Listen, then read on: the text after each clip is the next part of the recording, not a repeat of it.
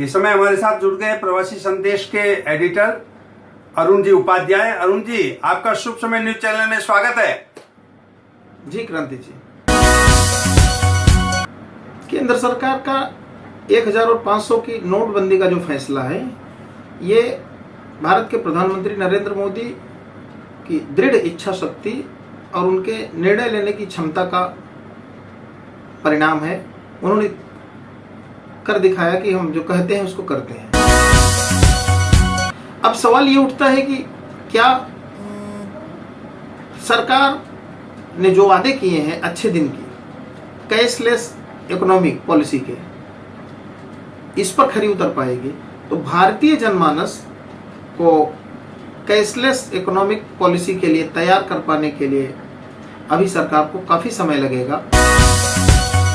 गांव ढाणियों में तो बहुत बड़ी दिक्कत आने वाली है कि जहां 10-10 किलोमीटर तक बैंक ही नहीं है, वहां आप कैसे अपेक्षा करते हैं कि वहां एटीएम चलेगा, वहां कैशलेस इकोनॉमी लागू होगी? तो सरकार को इन सब कामों पर जरा सा गति देने की जरूरत है। बहुत ज्यादा स्पीड में काम करेंगे तब भी ऐसा लगता है कि 5 साल लग जाएगा पूरी तरह से कैशलेस लागू करने में। जवेरी बाजार में सन्नाटा है। जिन ज्वेलर्स की, जो बड़े बड़े उद्योगपति हैं जवेरी बाजार के, उनकी फैक्ट्रियां हैं जहां गहने बनाए जाते हैं, वहां पर स्टाफ कम कर दिए गए हैं।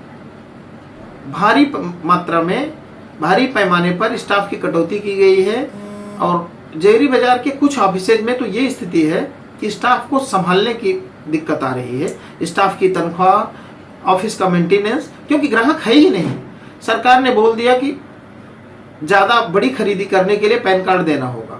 अभी उपभोक्ता इसके लिए तैयार नहीं है कि वो पैन कार्ड लेकर के जाएगा सोना खरीदने।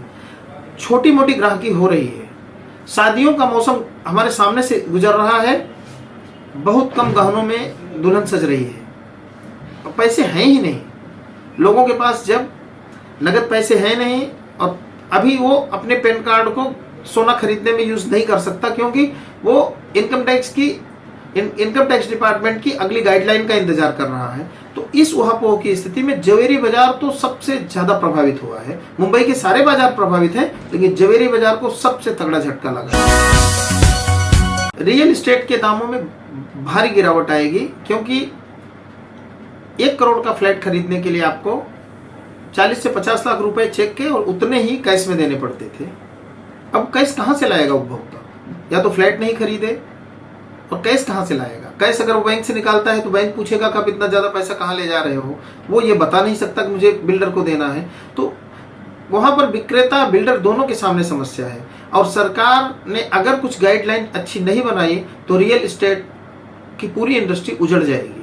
मुंबई ही नहीं, पूरे देश में रियल एस्टेट उद्योग को तगड़ा झटका लगेगा इस गाइडलाइन से, क्योंकि बिना ब्लैक के बिल्डिंग का बिजनेस हो ही नहीं सकता।